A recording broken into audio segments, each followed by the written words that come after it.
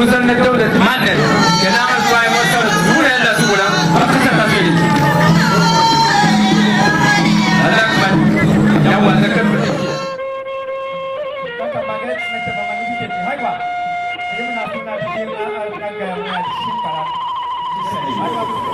Loin d'être un simple défilé, la Fantasia nous fait découvrir gracieusement la diversité de la culture.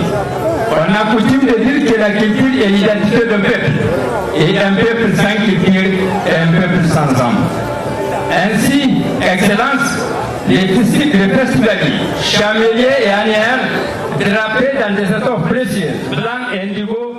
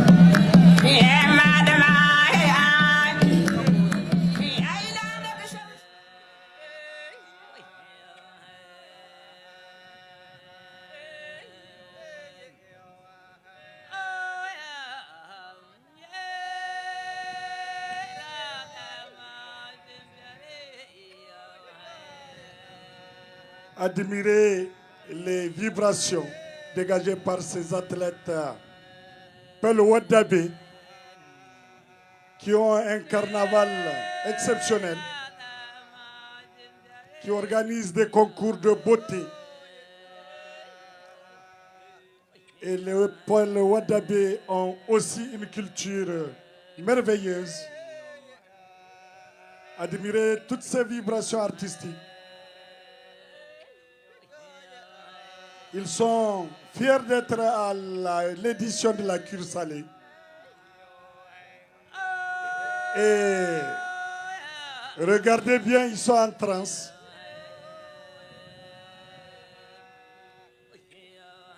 Ça, c'est une spécificité chez les Peul Wadabe. Une composante importante de la culture nigérienne, mais qu'on retrouve également en similitude culturelle dans les autres pays. Au Mali, en Guinée, en Côte d'Ivoire, au Burkina Faso, presque dans toute la sous-région.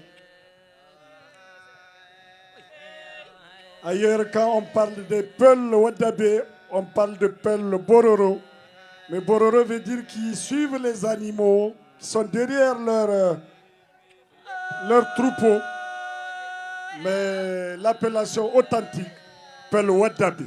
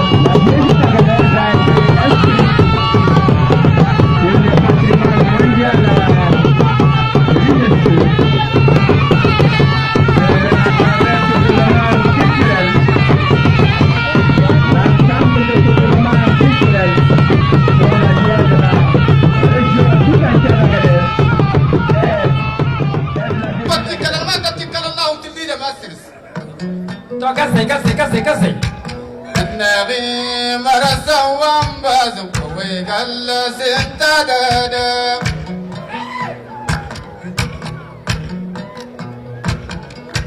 النبي بازو نقمو محمد اليادين دا وسيدو يا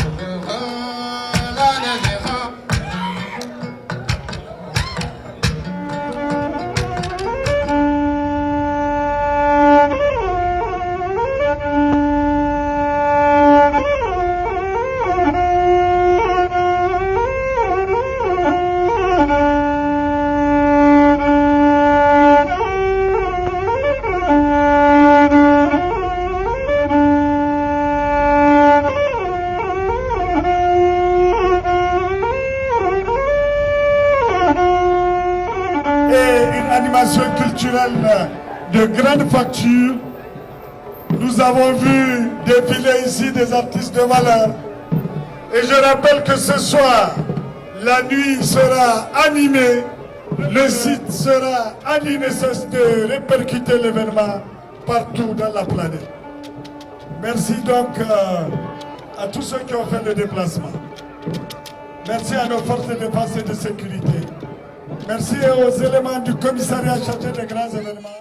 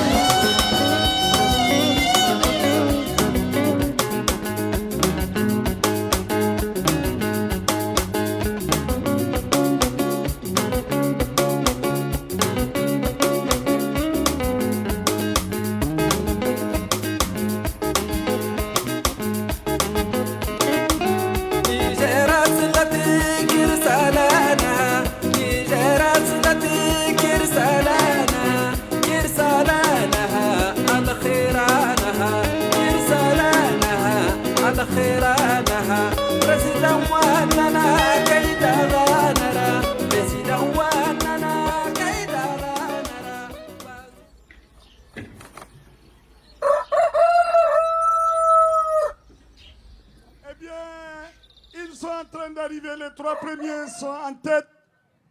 La course des grands chameaux, après 2 tours, ils font leur entrée dans ce site.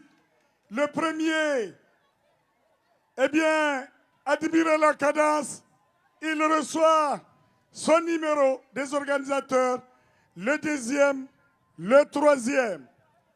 Eh bien, vous avez vu sur une 50aine de chameaux, les 3 premiers viennent de faire leur entrée dans ce site en présence du chef de l'État, le président de la République, El Hadji Mohamed Bazoum. Si j'ai tenu à venir personnellement à la Cure Salée cette année, c'est parce que j'ai pensé qu'il était de mon devoir de venir rencontrer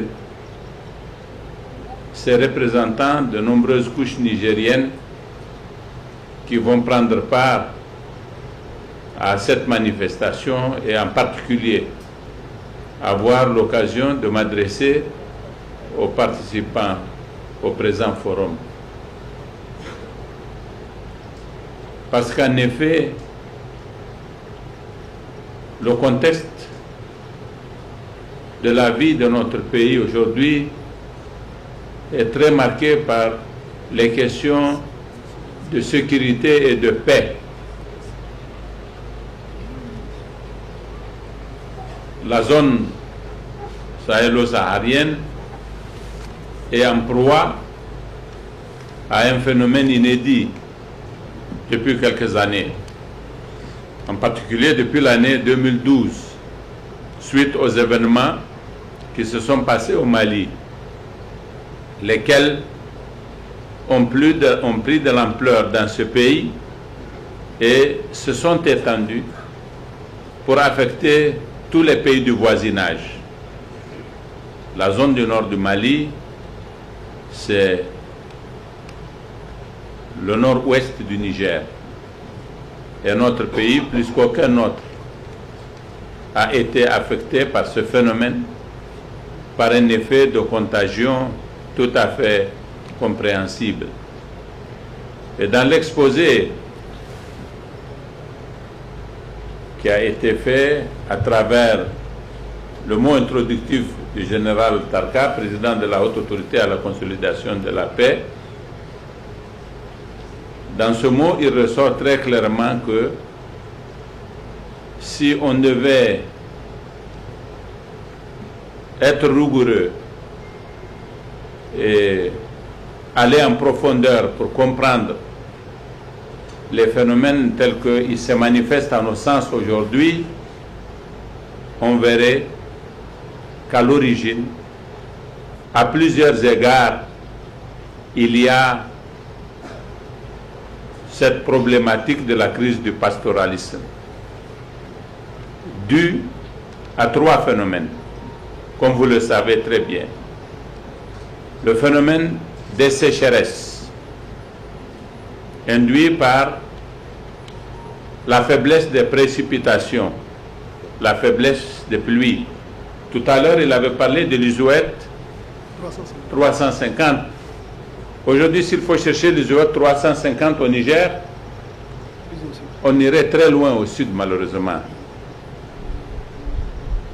On irait très loin au sud. Regardez Ingal au mois de septembre.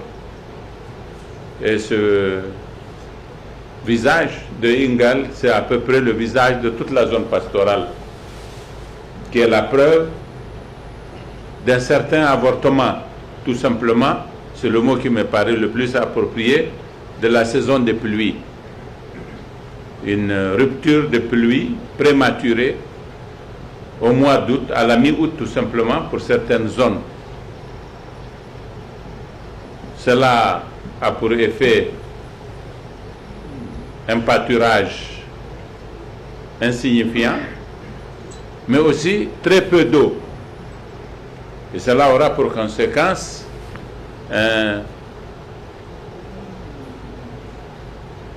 des effets tout à fait catastrophiques sur tout le reste de la végétation qui ne consiste pas que dans les herbes qui poussent chaque année.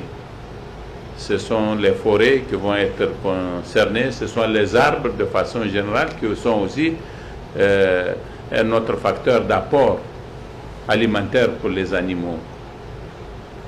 Premier facteur. Deuxième facteur, c'est la croissance démographique.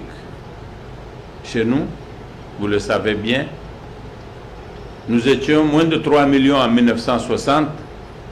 Nous sommes aujourd'hui peut-être 23 millions.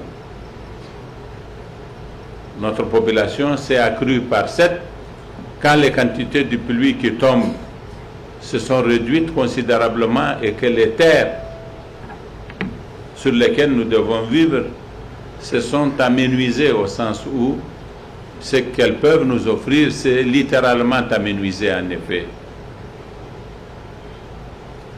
c'est le deuxième facteur. Le troisième facteur, c'est où la faiblesse des instruments juridiques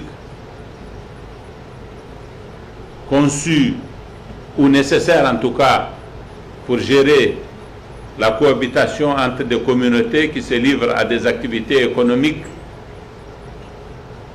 qui se passent dans le même espace et dont les enjeux sont les mêmes ressources à peu près, ou c'est tout simplement, ainsi que vient de le dire le secrétaire général du Code rural, une méconnaissance et une mauvaise application des textes juridiques lorsqu'ils existent, comme c'est le cas au Niger, selon ce qu'il vient de nous dire. Ces trois phénomènes, en se combinant, ont donné lieu à des situations de conflit qui ont fini par prendre de l'ampleur, et ce n'est pas un hasard si l'une des régions où sévit aujourd'hui le phénomène du terrorisme, avec toutes les souffrances qui l'accompagnent pour les populations qui en sont victimes, c'est la région de Bani Bangou. C'est l'exemple par excellence, à mon avis, des difficultés à concilier les exigences du pastoralisme avec l'agriculture telle qu'elle s'est faite, fondée sur les phénomènes que j'ai décrits tout à l'heure, moins de précipitations au nord, moins d'herbes par conséquent, et une tendance à l'avancée vers le sud des pasteurs et une croissance démographique qui conduit à vouloir gagner du terrain pour les champs, même dans les zones où il n'est pas possible tout simplement de se livrer à l'agriculture parce que les résultats sont très aléatoires. Lorsqu'un paysan sème une année sur une terre qui n'a pas vocation à être agricole, et que par hasard cette année-là il fait une bonne récolte, il en déduit que c'est une zone où je peux faire de l'agriculture. 4 années de suite par la suite, il peut ne rien récolter, mais il s'en tient à la première idée qu'il a eue et il s'obstine à rester sur cette terre. Moi, étant de Tasker, j'en sais quelque chose. Et voilà un des facteurs de tension.